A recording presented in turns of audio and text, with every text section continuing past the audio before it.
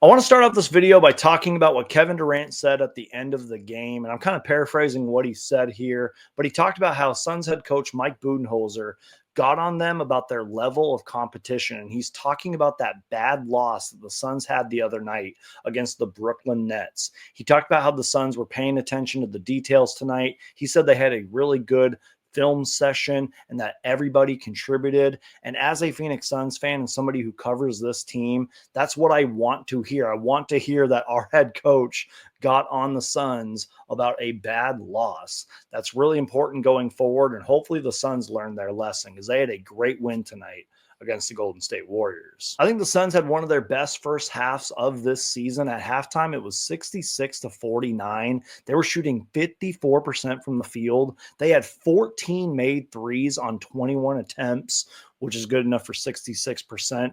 And they had 21 assists on 23 made field goals. It seems like everything was clicking in that first half. The Warriors came out much more focused, especially on defense in the second half. And it seemed like a lot throughout the second half. The Warriors kept chipping away at that lead. They would go on like a big run here and there and cut the lead down to 10. But the Phoenix Suns did a good job of not letting this game get too out of control and keeping that lead. It was kind of weird too, because literally like the final 2 minutes or so of the fourth quarter, the Warriors went on one of the quickest 9-0 runs I've ever seen. The Suns had back-to-back turnovers or something like that, especially a really strange one where Tyus Jones, who I'm going to talk about in a minute because he had a fantastic game, Tyus Jones held the ball for 4 seconds or something like that, and then it was a backcourt violation or whatever, and I think they had a turnover prior to that. The Warriors went on a quick 9-0 run, but then all of a sudden Kevin Durant hits a big-time three. The Phoenix Suns hang on and get the victory over the Warriors. The Suns ended tonight's game shooting 48% from the field. They were 18 for 35 from three tonight, which is good enough for 51%.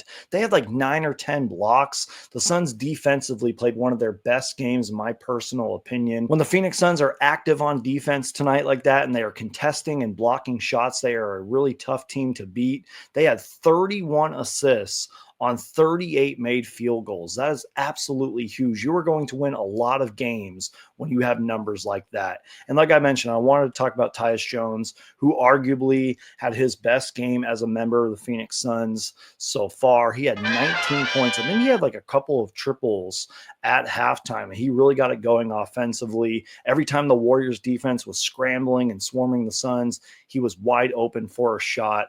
Definitely was great on offense tonight. He had 9 assists. I believe only had 1 turnover, but it might have been 2. And he was 7 for 9 from the field. And Tom Chambers was talking at halftime, and I think this is a compliment. At least I look at it as it's a compliment. Sometimes he just blends in so well that he sort of gets overlooked, but that's just because he's doing his job. The offense hums when Tyus Jones is on the court. He gets everybody in their spots. He is the quarterback of this team. He does a fantastic job out there, contributes any way he possibly can. And because of that, sometimes he gets overlooked, but I mean that in the best way possible. Grayson Allen had a bounce back game. He had 17 points. I think he hit a few threes as well.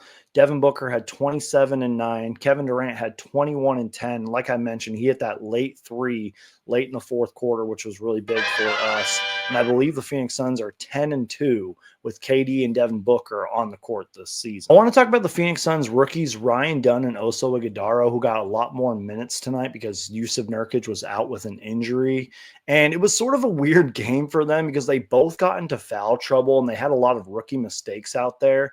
But at the same time, I really do feel like they both contributed because they both had 2 blocks each. Oso Ighodaro also had 8 rebounds. And like Brandon Clean from the Locked On Suns podcast mentioned, they were outscored by 2 over the final 4 minutes and 38 seconds with both Ryan Dunn and Oso Ighodaro on the court together. But at the same time, they had some key moments, especially on defense, that really helped impact this game. So it was kind of a weird game from them, but again, they're rookies. They will learn. Also, shout out to Royce O'Neal, who's been playing much better as of late, especially him shooting the ball. He had 11 points tonight and 3 made threes. We're going to need him and Grayson Allen to shoot the ball better, especially, throughout the season to help help us win a lot of games. When they are streaky and they are consistent, this Suns team is tough to beat. Also, you guys, Devin Booker is 1 point away from 15,000 points on his career. And it was funny because after the game, Devin Booker was talking with Tom and Tom on Suns Game Time, the Suns post-game show,